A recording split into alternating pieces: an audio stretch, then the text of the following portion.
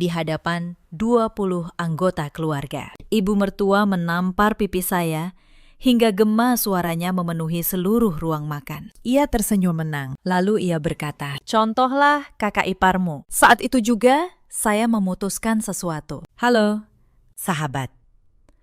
Selamat datang kembali di kanal ini. Hari ini saya ingin menceritakan sebuah kisah tentang harga diri seorang perempuan, tentang bagaimana sebuah tamparan di meja makan bisa mengubah segalanya. Jika cerita ini menyentuh hati kalian, jangan lupa tinggalkan komentar di bawah. Nama saya Maya Anggraini, 38 tahun. Saya bekerja sebagai kepala keuangan di sebuah perusahaan properti di kawasan Sudirman. Sudah 12 tahun saya menekuni angka, audit, dan laporan keuangan. Saya tahu betul satu hal, angka tidak pernah berbohong. Saya menikah dengan Reza Prakoso 8 tahun lalu. Reza, anak bungsu di keluarganya, lembut, sabar, dan terlalu hormat pada ibunya. Itu yang membuat saya jatuh cinta. Itu juga yang membuat saya menderita. Ibu mertua saya bernama Sri Hartati, 62 tahun. Seorang perempuan yang menganggap dirinya ratu di rumah keluarga Prakoso. Suaranya keras, matanya tajam, dan ia punya satu anak kesayangan, Dewi, kakak ipar saya. Ketika saya pertama kali dikenalkan pada keluarga Prakoso, ibu mertua tampak begitu ramah. Ia memuji pekerjaan saya, memuji penampilan saya, bahkan memuji keluarga saya. Saya pikir saya beruntung mendapatkan mertua yang baik. Saya tidak tahu bahwa keramahan itu hanya topeng yang akan ia lepas begitu cincin pernikahan tersemat di jari saya. Sehari setelah pernikahan, topeng itu jatuh. Sikapnya berubah total.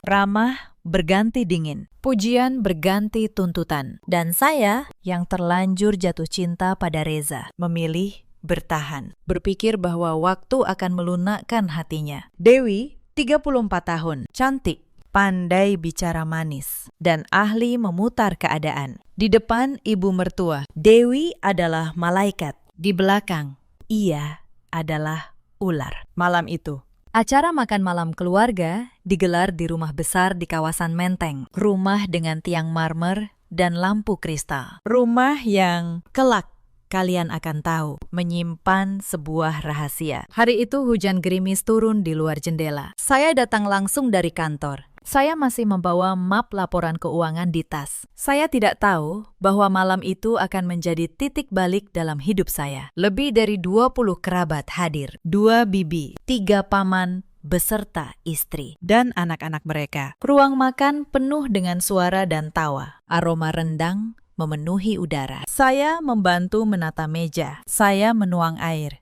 Saya melayani para tamu satu persatu, seperti yang sudah saya lakukan selama 8 tahun. Lalu ibu mertua berdiri dari kursinya. Ia memeluk Dewi erat di hadapan semua orang. "Lihat anakku ini," katanya bangga. "Sudah memberi 2 cucu laki-laki. Pandai mengurus rumah, sopan pada mertua." Kemudian matanya berpaling pada saya, tajam seperti pisau. "Sementara kamu, Maya, 8 tahun menikah, perut masih kosong. Masak pun tidak becus." Saya menunduk. Saya sudah terbiasa. Saya pikir malam ini akan berlalu seperti malam-malam lainnya. Saya salah. Ibu mertua melangkah mendekat. Tanpa peringatan, tangannya melayang. Tamparan itu mendarat di pipi saya. Keras, nyaring.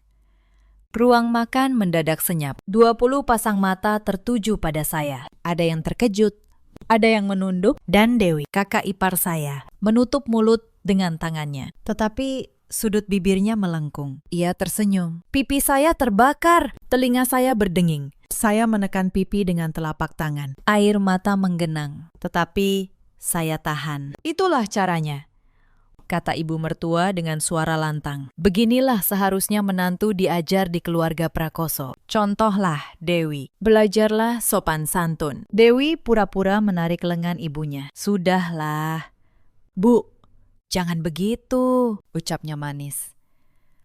Padahal matanya berbinar puas. Saya menoleh pada Reza. Suami saya berdiri di samping meja. Tubuhnya kaku, wajahnya pucat, dan ia diam. Selama 8 tahun saya menahan semuanya. Sindiran ibu mertua, jebakan kakak ipar, gunjingan para kerabat. Saya pikir jika saya cukup sabar, jika saya cukup mencintai Reza, semuanya akan berubah. Tetapi tamparan ini menyadarkan saya. Kesabaran saya bukan jembatan menuju penerimaan. Kesabaran saya hanya umpan bagi mereka yang ingin menindas. Malam itu, ketika saya pulang ke rumah, saya tidak menangis seperti biasa. Saya duduk di meja kerja. Saya membuka laptop. Dan saya mulai berpikir seperti seorang kepala keuangan. Tetapi mereka tidak tahu apa yang sudah saya simpan selama bertahun-tahun. Esok paginya, saya bangun lebih awal. Saya menyiapkan sarapan untuk Reza seperti biasa. Tetapi ada yang berbeda dalam diri saya. Sesuatu yang dingin dan jernih. Reza menatap pipi saya yang masih sedikit bengkak.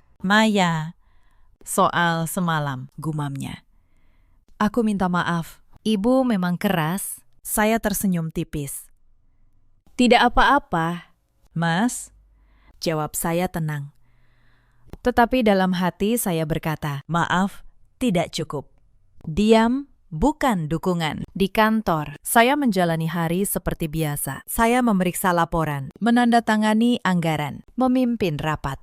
Tetapi pikiran saya kembali pada satu hal. Sebuah dokumen yang tersimpan rapi di brankas kantor saya. Begini ceritanya. 5 tahun lalu, ibu mertua datang pada saya. Suaranya tidak galak waktu itu, justru manis. Ia berkata, "Maya, keluarga sedang butuh uang. Usaha bapak mertuamu hampir bangkrut. Bapak mertua saya sudah meninggal 2 tahun setelah itu. Tetapi waktu itu ia masih hidup, terbaring sakit. Ibu mertua meminta saya menalangi hutang keluarga, 2 miliar rupiah. Saya seorang kepala keuangan. Saya tidak menyimpan uang sebanyak itu di bawah bantal. Tetapi saya punya tabungan, deposito, dan akses pinjaman bank. Saya mencintai Reza, maka saya membantu. Tetapi saya tidak melakukannya dengan ceroboh. Saya kepala keuangan. Ingat, saya membuat surat perjanjian hutang, hitam di atas putih, ditandatangani ibu mertua dan bapak mertua, disaksikan notaris. Lebih dari itu, sebagai jaminan, rumah besar di Menteng itu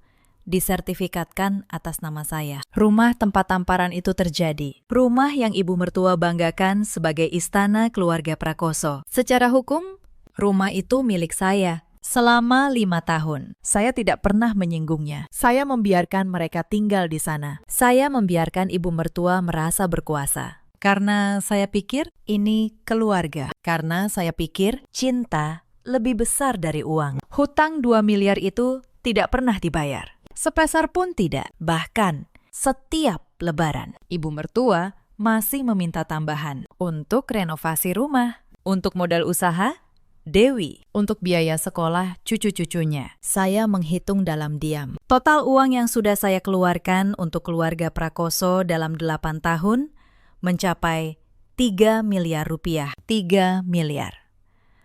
Dan balasannya adalah sebuah tamparan di depan 20 orang. Saya membuka brankas kantor. Saya mengeluarkan map coklat. Di dalamnya ada surat perjanjian hutang, sertifikat rumah, rekening koran, dan bukti transfer selama 5 tahun. Semua tersusun rapi, semua bertanggal, semua sah. Saya bukan menantu yang lemah, saya hanya menantu yang sabar. Dan kesabaran saya malam itu sudah habis.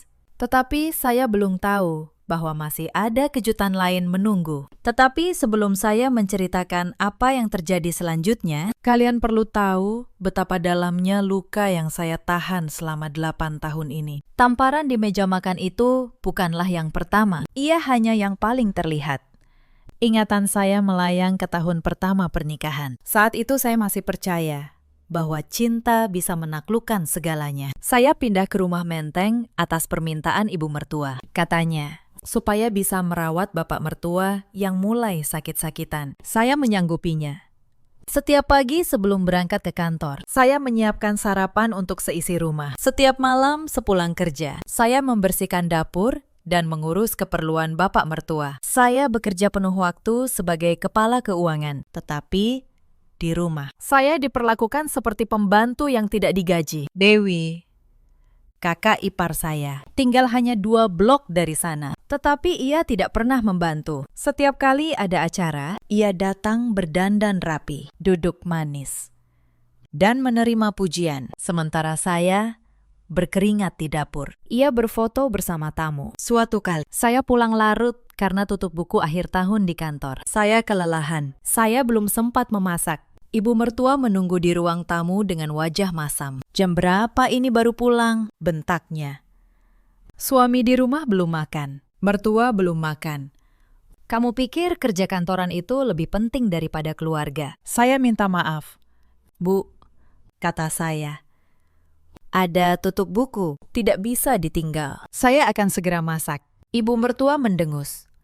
"Perempuan yang sibuk kerja itu tidak becus jadi istri," katanya. "Lihat Dewi, ia di rumah saja, tetapi rumah tangganya beres. Suaminya bahagia." Saya menelan kata-kata itu. Saya tahu Dewi tidak pernah memasak sendiri. Ia punya pembantu 2 orang, yang gajinya, kelak saya tahu, juga dibayar dari uang yang saya pinjamkan. Tetapi malam itu, saya hanya diam dan memasak. Lalu ada peristiwa lain yang tidak akan pernah saya lupakan. Ulang tahun pernikahan saya yang ketiga. Reza berjanji mengajak saya makan malam berdua. Untuk pertama kalinya dalam 3 tahun. Saya merasa istimewa. Tetapi sore itu, ibu mertua tiba-tiba mengaku sakit kepala hebat. Ia memanggil Reza. Ia minta ditemani ke dokter. Reza, anak yang terlalu berbakti itu, langsung membatalkan rencana kami. "Maya, kamu mengerti, kan?" katanya. "Ibu sakit." Saya mengangguk. Saya selalu mengerti. Saya selalu yang harus mengerti. Malam itu, saya makan sendirian di rumah. Sementara dari kamar ibu mertua, saya mendengar suara tawa. Ia sedang menonton acara televisi favoritnya sambil makan camilan. Sama sekali tidak terlihat sakit. Sakit kepala itu hanya alasan untuk merebut suami saya di hari istimewa kami. Saya mulai memahami pola itu. Setiap kali saya mencoba mendekat pada Reza, setiap kali ada momen kecil yang seharusnya menjadi milik kami berdua, ibu mertua akan muncul dengan sebuah kebutuhan mendadak. Dan Reza selalu akan memilih ibunya. Tahun keempat, bapak mertua wafat. Saya yang merawatnya di hari-hari terakhir. Saya yang mengganti popoknya, menyuapinya, menemaninya di rumah sakit ketika Dewi sibuk mengurus butiknya dan Reza sibuk bekerja. Bapak mertua, satu-satunya orang di rumah itu yang baik pada saya. Di hari terakhirnya, ia menggenggam tangan saya. "Maya," bisiknya lemah, "maafkan ibumu. Ia hanya takut kehilangan kuasa. Jaga dirimu. Nak, jangan biarkan mereka menginjakmu." Saya menangis di samping ranjangnya. Itu adalah kalimat paling tulus yang pernah saya dengar dari keluarga Prakoso. Dan orang yang mengucapkannya pergi keesokan harinya. Setelah bapak mertua wafat, perlakuan terhadap saya semakin buruk. Tidak ada lagi yang menahan ibu mertua. Ia menjadi semakin berkuasa, semakin sewenang-wenang. Dan Dewi melihat celah, semakin gencar menjatuhkan saya. Suatu hari, saya kehilangan sebuah kalung pemberian almarhumah ibu saya. Kalung emas yang sangat berharga bagi saya. Satu-satunya kenangan dari ibu kandung saya. Saya mencarinya kemana-mana. Beberapa minggu kemudian, saya melihat kalung itu melingkar di leher Dewi pada sebuah acara keluarga. Saya terkejut. "Mbak Dewi," kata saya pelan. "Itu sepertinya kalung saya." Dewi tertawa. Ibu mertua langsung membela. "Jangan menuduh, Maya," bentaknya. "Itu kalung Dewi sejak dulu. Kamu mau memfitnah kakak iparmu sendiri." Saya tidak punya bukti. Saya hanya punya kenangan. Dan di rumah itu, kenangan saya tidak ada harganya. Saya kehilangan kalung ibu saya, dan saya bahkan tidak boleh menuntutnya kembali. Malam itu, saya menangis sendirian. Tetapi di tengah tangis itu, sesuatu mulai mengeras dalam diri saya. Saya mulai mencatat. Diam-diam, saya mencatat setiap kejadian, setiap pinjaman, setiap pengeluaran. Bukan karena saya ingin membalas, tetapi karena sebagai kepala keuangan, saya tahu satu hal. Catatan adalah perlindungan. Saya menyimpan setiap bukti transfer. Saya menyimpan surat perjanjian hutang di brankas kantor. Saya membuat salinan sertifikat rumah tanpa sadar selama bertahun-tahun.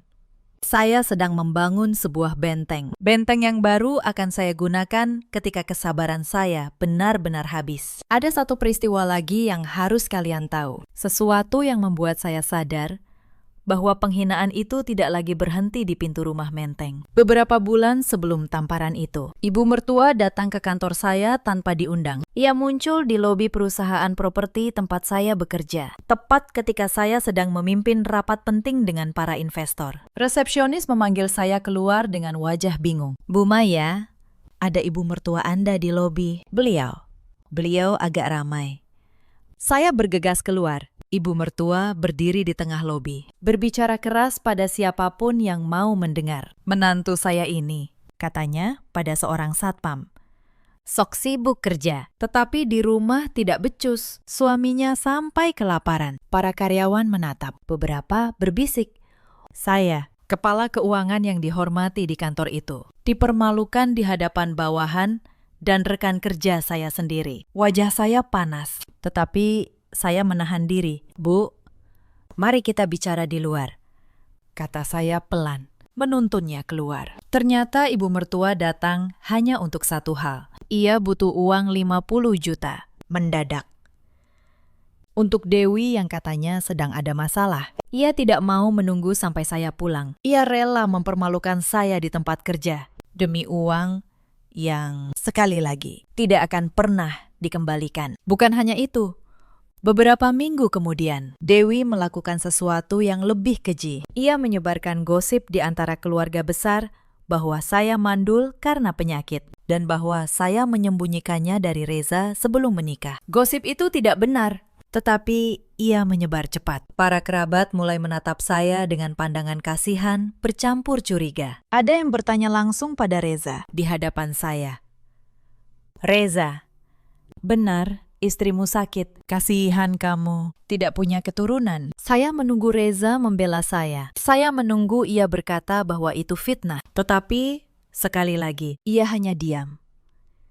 Lalu mengalihkan pembicaraan. Diamnya malam itu terasa seperti pengkhianatan yang lebih dalam daripada gosip itu sendiri. Saya pulang dengan hati hancur. Tetapi saya tidak menangis lama. Saya membuka catatan saya. Saya menambahkan satu baris lagi. Bukan karena saya ingin membalas dendam pada Dewi, tetapi karena setiap penghinaan baru semakin menguatkan tekad saya. Tekad bahwa suatu hari kebenaran akan saya letakkan di atas meja, di hadapan mereka semua. Itulah pola hidup saya selama 8 tahun. Setiap kebaikan dibalas dengan tuntutan. Setiap pengorbanan dianggap kewajiban. Setiap diam dianggap kelemahan. Sampai akhirnya, malam tamparan itu menjadi tetes terakhir yang meluapkan gelas kesabaran saya. Hari itu, di lobi kantor saya sendiri, saya merasakan sebuah penghinaan yang berbeda. Bukan hanya sebagai menantu, tetapi sebagai seorang profesional. Rumah bisa saya tinggalkan, tetapi reputasi yang saya bangun bertahun-tahun, itu tidak akan saya biarkan diinjak. Malam itu, ketika saya pulang, saya membuka brankas saya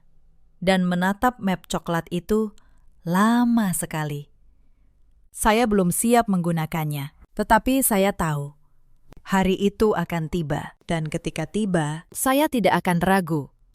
Dan malam tamparan itu, kesabaran itu akhirnya benar-benar habis. Minggu berikutnya, ibu mertua menelpon. Suaranya kembali manis. "Maya," katanya, "Lebaran sebentar lagi. Tahun ini, kita kumpul besar di rumah Menteng. Semua keluarga mudik ke sana." Lalu ia menambahkan dengan nada memerintah, "Kamu yang urus semua. Konsumsi, dekorasi, THR untuk anak-anak. Anggap saja ini cara kamu menebus kesalahanmu kemarin." Saya menggenggam telepon erat. Menebus kesalahan, seolah ditampar di depan umum adalah salah saya. Saya menarik napas. "Baik, Bu," jawab saya. "Saya yang urus semua." Dan memang, Saya yang urus semua.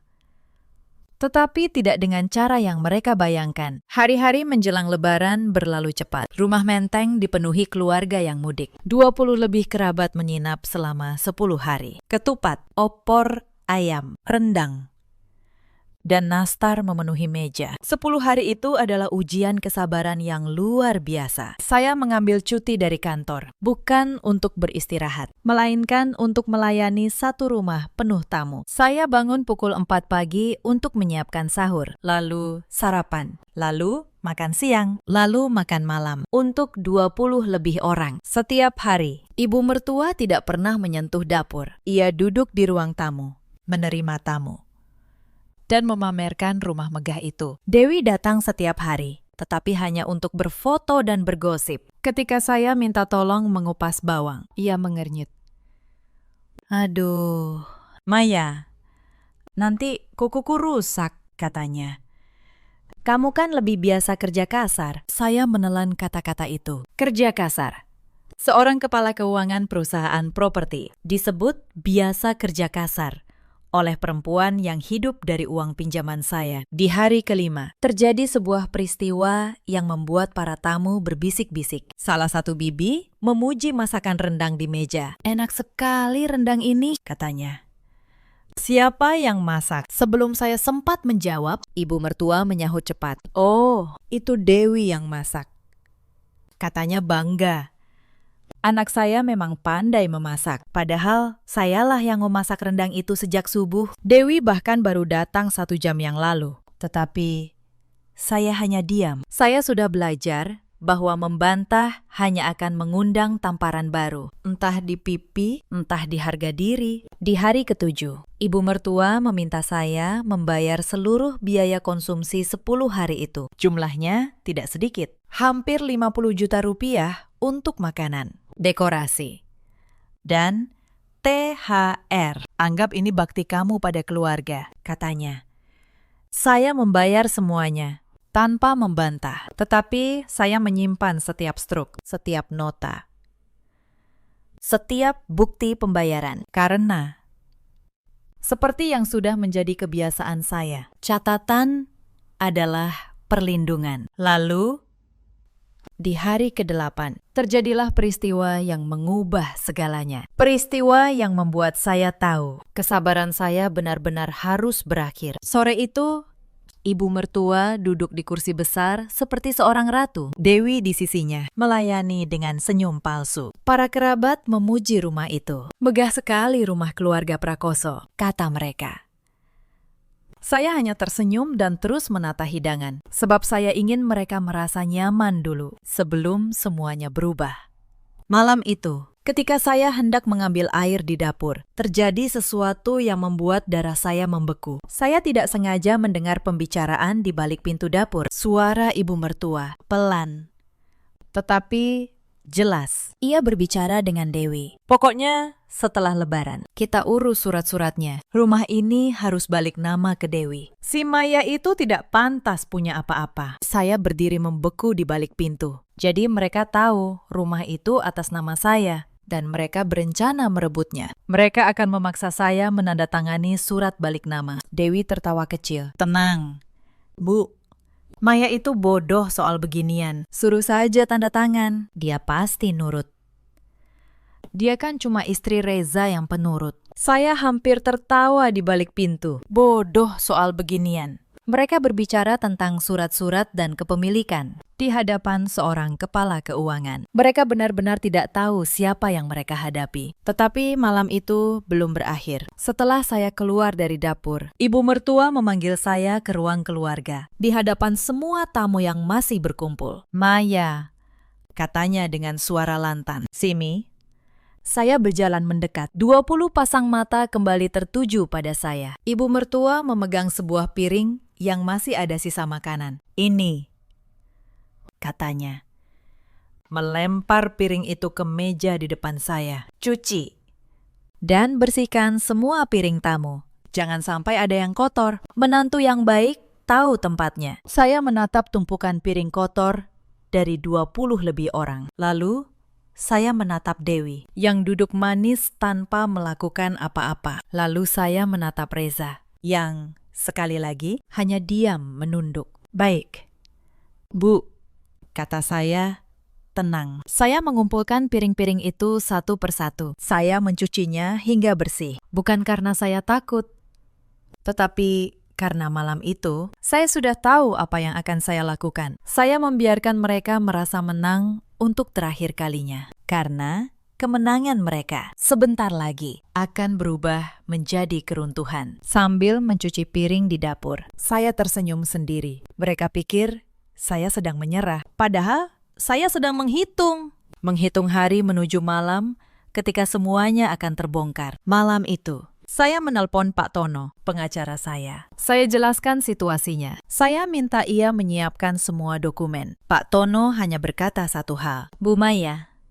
posisi hukum Anda sangat kuat. Tinggal tunggu waktu yang tepat. Waktu yang tepat. Saya tahu kapan itu. Malam Lebaran besar, ketika seluruh keluarga berkumpul. Tempat yang sama dengan tempat saya ditampar di hadapan 20 pasang mata yang sama. Tetapi sebelum itu, masih ada satu hal yang mengganjal hati saya. Reza, suami saya perlu tahu di pihak siapa ia berdiri. Suatu malam, saya duduk berdua dengan Reza di kamar. Saya menatapnya lurus. Mas, kata saya, jika suatu hari ibu memintamu memilih antara aku dan dia, kamu pilih siapa? Reza terdiam. Lama sekali.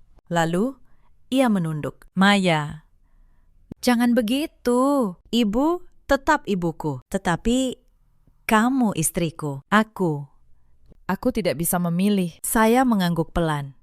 Jawaban itu sudah cukup. Tidak bisa memilih, artinya tidak memilih saya. Selama 8 tahun, saya berharap pada lelaki yang tidak pernah berani berdiri di sisi saya. Malam itu, saya tidak menangis. Saya hanya merasa sesuatu di dalam dada saya akhirnya padam. Bukan cinta yang mati, tetapi harapan yang selama ini saya gantungkan pada orang yang salah. Esoknya, saya pergi ke kantor notaris bersama Pak Tono. Saya periksa ulang setiap dokumen. Sertifikat rumah sah atas nama saya, surat hutang sah dan belum lunas, rekening koran lengkap dengan tanggal transfer, semua siap. Notaris itu, seorang perempuan paruh baya, menatap saya. Bu Maya, katanya, dengan dokumen selengkap ini, Anda bisa menggugat pengembalian hutang kapan saja, atau Anda bisa mengeksekusi hak atas rumah itu. Saya tersenyum. Saya tidak akan menggugat diam-diam, kata saya. Saya akan melakukannya di depan mereka semua. Saya ingin mereka tahu dengan siapa selama ini mereka berurusan. Hari-hari berikutnya saya habiskan untuk menyiapkan segalanya. Saya menggandakan dokumen. Saya menyusun urutan transfer dalam satu lembar ringkasan yang mudah dibaca siapapun. Saya menyiapkan satu map untuk setiap kerabat dekat. Sementara itu, di rumah Menteng, Ibu mertua dan Dewi semakin percaya diri. Mereka sudah menyiapkan surat balik nama rumah. Mereka berencana menyodorkannya pada saya di malam puncak Lebaran. Mereka pikir saya akan menandatanganinya tanpa membaca. Mereka tidak tahu. Saya juga sedang menyiapkan sesuatu untuk malam yang sama. Beberapa hari sebelum acara, Dewi mendatangi saya. Senyumnya manis seperti biasa. Maya, katanya, nanti malam puncak. Ada surat keluarga yang perlu kamu tanda tangani. Soal warisan, biar rapi. Kamu tanda tangan saja, ya. Demi kerukunan keluarga. Saya tersenyum balik. Tentu, Mbak Dewi, jawab saya manis. Demi kerukunan keluarga, apapun akan saya tanda tangani. Dewi tampak puas. Ia tidak tahu, saya juga punya surat yang ingin saya tunjukkan malam itu. Lalu datanglah malam puncak Lebaran. Halal bihalal, besar keluarga Prakoso. Rumah Menteng dihias dengan lampu-lampu. Meja panjang penuh hidangan. 20 lebih kerabat hadir, sama seperti malam tamparan itu. Saya datang dengan gaun sederhana berwarna gelap. Di tangan saya, sebuah tas berisi map coklat. Tidak ada yang tahu apa isinya. Saya menyapa setiap kerabat dengan tenang. Hati saya berdebar, tetapi tangan saya tidak gemetar. Acara dimulai. Sungkeman, doa, dan makan bersama. Ibu mertua duduk di kepala meja. Dewi di sampingnya, Reza di sebelah saya. Gelisah, seolah merasakan ada sesuatu yang akan terjadi. Setelah makan malam, ibu mertua mengetuk gelas dengan sendok. Semua diam. Ia berdiri, tersenyum lebar. "Keluarga," katanya. "Malam ini ada urusan keluarga yang ingin kita selesaikan. Soal rumah dan warisan." Dewi mengeluarkan map berisi surat balik nama. Ia meletakkannya di meja, di hadapan saya. Bersama sebuah pena. "Maya," katanya manis. "Tanda tangan di sini, ya. Biar rumah keluarga ini resmi jadi milik keluarga." Semua mata tertuju pada saya. Ibu mertua tersenyum penuh kemenangan. Sama seperti senyum di malam tamparan itu. Saya menatap surat itu. Lalu saya menatap mereka satu persatu. Lalu saya berkata pelan, sebelum saya tanda tangan, "Boleh saya tanya satu hal? Rumah ini, sekarang, atas nama siapa?" Ibu mertua mengerutkan kening. "Tentu saja atas nama keluarga Prakoso," jawabnya. "Kamu tanda tangan saja, jangan banyak tanya." Saya tersenyum. Saya membuka tas saya. Saya mengeluarkan map coklat dengan tenang. Saya letakkan sertifikat rumah di atas meja, tepat di samping surat balik nama mereka. "Maaf, Bu," kata saya dengan suara jernih. "Rumah ini tidak atas nama keluarga Prakoso. Rumah ini atas nama saya, Maya Anggraini. Sudah 5 tahun. Ruang makan senyap seketika. Ibu mertua terperangah. Dewi memucat. Para kerabat saling pandang. "Apa maksudmu?" bentak ibu mertua. "Rumah ini rumah keluarga kami." Saya keluarkan surat perjanjian hutang. Saya letakkan di meja. 5 tahun lalu, kata saya.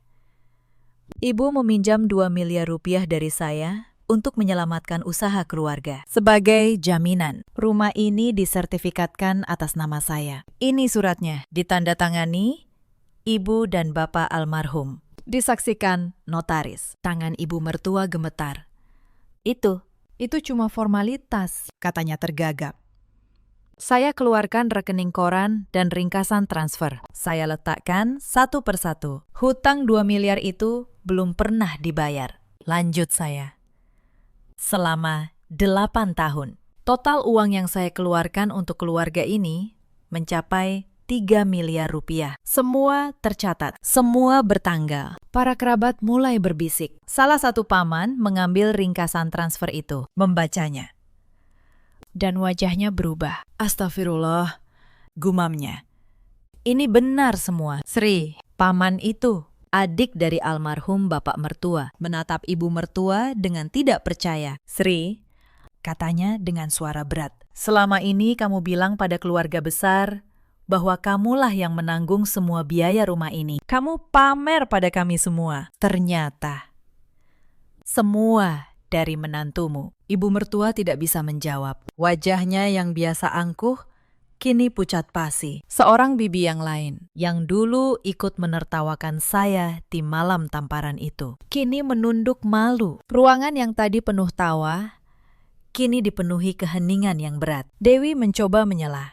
"Maya, ini pasti dipalsukan." Saya menatap Dewi tenang. "Mbak Dewi," kata saya, "notaris yang mengesahkan surat ini masih hidup dan praktik di Kebayoran Baru. Silahkan dicek. Dan satu lagi, modal usaha butik Mbak Dewi 3 tahun lalu. 150 juta. Itu juga dari rekening saya. Ada di lembar kedua." Dewi terdiam. Wajahnya pucat pasi. Tangannya yang tadi menyodorkan pena, kini tergeletak lemas di meja. Tetapi saya belum selesai. Saya mengeluarkan satu lembar lagi dari map saya. Sebuah catatan yang sudah lama saya simpan. Dan ini, Mbak Dewi, kata saya.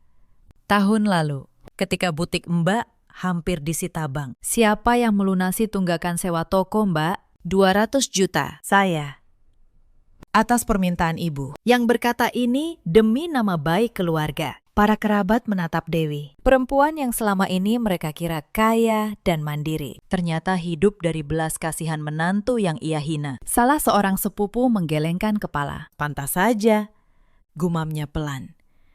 "Selama ini, semua hanya pura-pura." Saya membiarkan keheningan itu berbicara. Lalu, saya berkata lagi dengan suara yang tenang tetapi tegas. Selama bertahun-tahun, saya membiarkan kalian semua percaya bahwa keluarga Prakoso adalah keluarga yang berkecukupan. Saya tidak pernah membantah. Saya tidak pernah membuka aib ini. Karena saya menghormati kalian sebagai keluarga. Saya menoleh kembali pada ibu mertua. Tetapi penghormatan itu, kata saya, ternyata hanya satu arah. Saya menjaga harga diri keluarga ini. Sementara keluarga ini menginjak-injak harga diri saya. Saya berdiri. Saya menatap seluruh ruangan. Selama 8 tahun, kata saya membantu keluarga ini dengan tulus. Saya tidak pernah meminta dibayar. Saya hanya meminta satu hal: dihormati sebagai manusia. Saya menoleh pada ibu mertua. Tetapi malam itu, di ruangan ini, di hadapan orang-orang yang sama, ibu menampar saya dan menyuruh saya mencontoh orang lain. Maka malam ini, di ruangan yang sama, saya akan menunjukkan siapa saya sebenarnya. Saya mengeluarkan satu dokumen terakhir, surat dari pengacara saya. Ini surat penagihan resmi, kata saya. Hutang 3 miliar rupiah harus dilunasi dalam 30 hari. Jika tidak, sebagai pemilik sah, saya berhak mengeksekusi rumah ini. Ibu mertua jatuh terduduk di kursinya. Tubuhnya gemetar. Kamu tega melakukan ini pada keluargamu sendiri. Suaranya parau. Saya menatapnya. Keluarga, kata saya pelan. Apakah menampari seseorang di depan 20 orang itu yang ibu sebut keluarga? Apakah merencanakan merebut rumah dari orang yang menyelamatkan keluarga ini? Itu yang ibu sebut keluarga. Tidak ada jawaban. Hanya keheningan. Lalu, saya menoleh pada Reza. Reza menunduk. Wajahnya penuh rasa bersalah. Maya, gumamnya. Aku tidak tahu soal hutang ini. Memang, Mas, jawab saya. Karena aku menanggungnya sendiri dalam diam demi kamu. Sama seperti aku menanggung semua tamparan dan hinaan dalam diam demi kamu. Tetapi malam ini aku sadar, diam bukan cinta. Diam hanya membuat luka semakin dalam. Saya mengambil tas saya. Saya menatap seluruh keluarga untuk terakhir kalinya. Saya beri waktu 30 hari untuk melunasi hutang, kata saya. Atau angkat kaki dari rumah ini. Pilihan ada di tangan kalian. Lalu, saya berjalan keluar. Langkah saya tenang. Punggung saya tegak. Di belakang saya terdengar suara ribut. Ibu mertua menangis. Dewi berteriak. Para kerabat saling menyalahkan. Salah satu bibi yang dulu ikut menertawakan saya, kini berlari mengejar, mencoba meminta maaf. Maya, kami tidak tahu, katanya. Kami tidak tahu, kamu yang menanggung semuanya. Maafkan kami. Saya berhenti sejenak. Saya menatapnya tanpa marah. Bu, kata saya pelan. Saya tidak butuh maaf kalian. Saya hanya butuh kalian ingat satu hal. Lain kali, sebelum kalian ikut menertawakan seorang menantu, tanyakan dulu, siapa sebenarnya yang menanggung beban keluarga ini? Tetapi saya tidak menoleh lagi pada ibu mertua atau Dewi. Untuk pertama kalinya dalam 8 tahun, saya merasa bebas. Reza mengejar saya ke depan pintu. Maya, tunggu, katanya. Beri aku kesempatan. Aku akan berubah. Aku akan membela kamu mulai sekarang. Saya berhenti. Saya menatapnya. Mas, kata saya lembut. Kesempatan itu sudah kuberikan selama 8 tahun. Setiap kali kamu memilih diam, kamu memilih mereka. Aku tidak marah padamu. Aku hanya lelah menunggu seseorang yang tidak akan pernah datang. Reza menggenggam lengan saya. Air matanya mengalir. Aku mencintaimu. Maya, sungguh, aku hanya tidak tahu harus bagaimana menghadapi ibu. Aku tahu, kamu mencintaiku dengan caramu, jawab saya.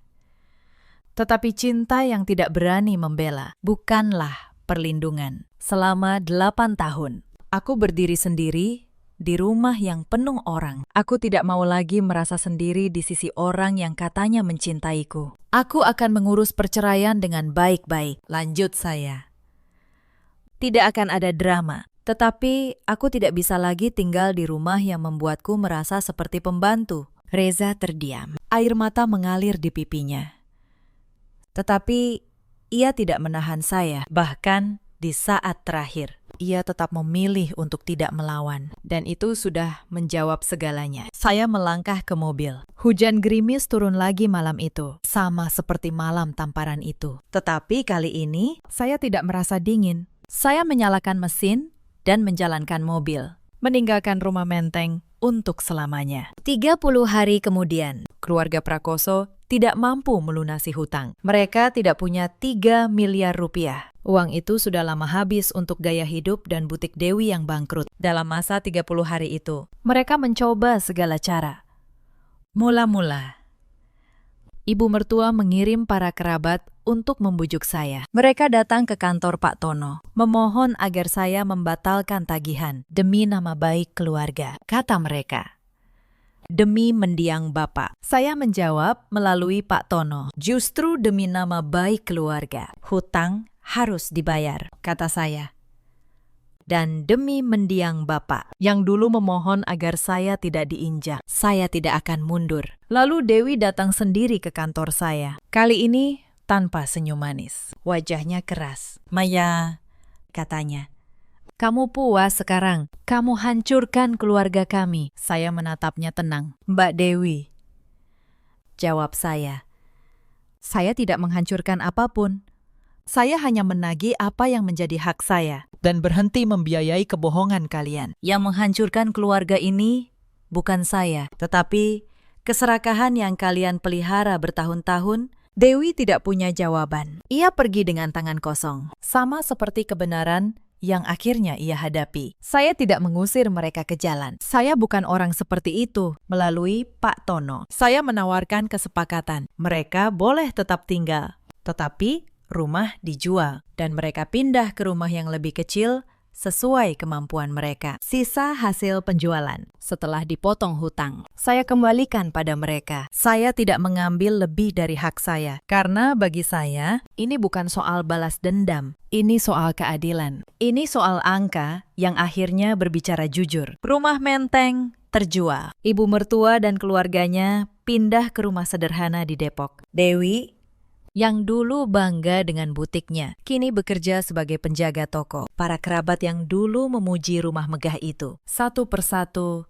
menjauh. Dan Reza, perceraian kami selesai dengan tenang. Ia tidak melawan. Ia bahkan tidak meminta apapun dari harta saya. Mungkin itu satu-satunya hal terhormat yang ia lakukan di akhir. Belakangan saya dengar ia tinggal bersama ibunya di Depok, merawat ibu mertua yang kesehatannya menurun. Ia berhenti dari pekerjaannya yang dulu dan membuka usaha kecil di dekat rumah. Hidupnya jauh lebih sederhana dari sebelumnya. Mungkin itu cara dia menebus rasa bersalahnya. Mungkin untuk pertama kalinya, ia belajar berdiri di atas kakinya sendiri, tanpa berlindung di balik nama keluarga. Saya tidak lagi peduli. Saya hanya berharap ia menemukan kedamaiannya, sebagaimana saya telah menemukan kedamaian saya. Saya sendiri memulai lembaran baru. Dengan sisa tabungan dan keahlian saya membuka kantor konsultan keuangan kecil di kawasan BSD, khusus membantu perempuan mengelola keuangan mereka, mengajari mereka membaca surat perjanjian, memahami hak milik, dan tidak pernah menyerahkan tanda tangan tanpa membaca. Hari-hari pertama tidaklah mudah. Membangun usaha dari nol selalu berat. Tetapi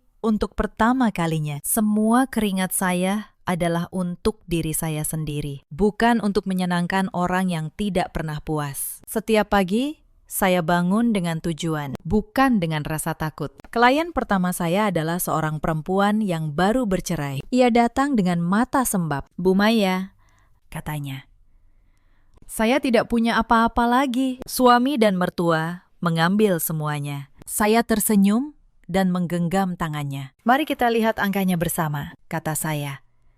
Karena angka tidak pernah berbohong. Dan setiap perempuan berhak tahu apa yang menjadi haknya. Kami menelusuri dokumennya satu persatu. Ternyata ada harta bersama yang selama ini disembunyikan dari perempuan itu. Ada rekening yang seharusnya menjadi haknya. Setelah berbulan-bulan, ia memenangkan haknya kembali. Hari ketika ia datang membawa kabar itu, ia memeluk saya sambil menangis. Bukan tangis sedih, tetapi tangis lega. Sejak itu, kabar tentang kantor saya menyebar dari mulut ke mulut. Para perempuan datang satu persatu. Ada yang ditipu suami, ada yang ditindas mertua, ada yang dipaksa menandatangani surat yang tidak mereka mengerti. Saya membantu mereka membaca angka, memahami hukum, dan menemukan kembali kekuatan mereka. Bisnis saya perlahan berkembang. Saya sibuk, tetapi bahagia. Untuk pertama kalinya dalam hidup, saya bangun pagi tanpa rasa takut, tanpa harus melayani orang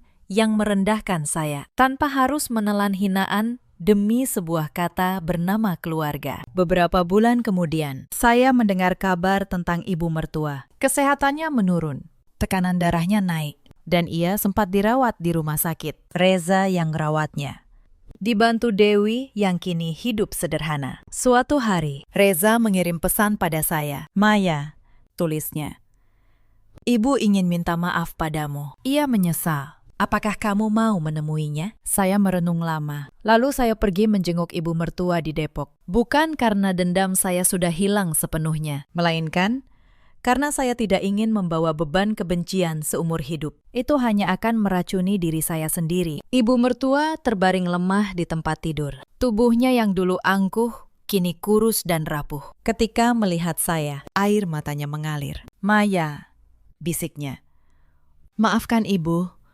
Ibu salah. Ibu yang membuat semua ini hancur." Saya duduk di sisinya. "Sudahlah, Bu," kata saya pelan. "Yang lalu, biarlah berlalu. Saya tidak menyimpan dendam. Saya hanya berharap Ibu belajar bahwa setiap orang, termasuk seorang menantu, berhak dihormati." Ibu mertua mengangguk lemah. Untuk pertama kalinya, tidak ada lagi ketajaman di matanya, hanya penyesalan.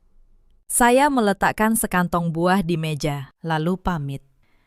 Saya tidak membenci mereka lagi, tetapi saya juga tidak akan pernah kembali. Sebagian pintu sekali tertutup, memang lebih baik dibiarkan tertutup. Suatu malam, tahun baru, saya berdiri di balkon apartemen saya di kawasan Kuningan. Di kejauhan, kembang api meledak menerangi langit. Saya menatap kota yang berkilauan. Setahun yang lalu, saya adalah Maya yang menunduk di meja makan, menelan tamparan dan air mata. Hari ini, saya adalah Maya yang berdiri tegak, memiliki usaha sendiri, dan menentukan hidupnya sendiri. Saya teringat kata-kata yang pernah saya pegang erat. Angka tidak pernah berbohong, tetapi malam itu, saya menambahkan satu pelajaran baru. Harga diri juga tidak pernah berbohong. Dan keduanya, pada akhirnya, selalu menemukan jalannya. Cerita ini mengajarkan kita beberapa hal. Jangan pernah mengukur cinta dengan seberapa banyak penderitaan yang sanggup kita tahan. Dan jangan pernah menyerahkan harga diri demi pengakuan dari orang yang tidak pernah menghargai kita. Ada banyak perempuan di luar sana yang seperti saya dulu. Bertahun-tahun menahan hinaan, berharap kesabaran akan dibalas dengan cinta. Mereka mengira diam adalah kebaikan. Padahal, diam yang terus-menerus hanya mengajari orang lain bahwa mereka boleh terus menyakiti. Ada juga banyak suami seperti Reza di luar sana. Bukan jahat, hanya lemah.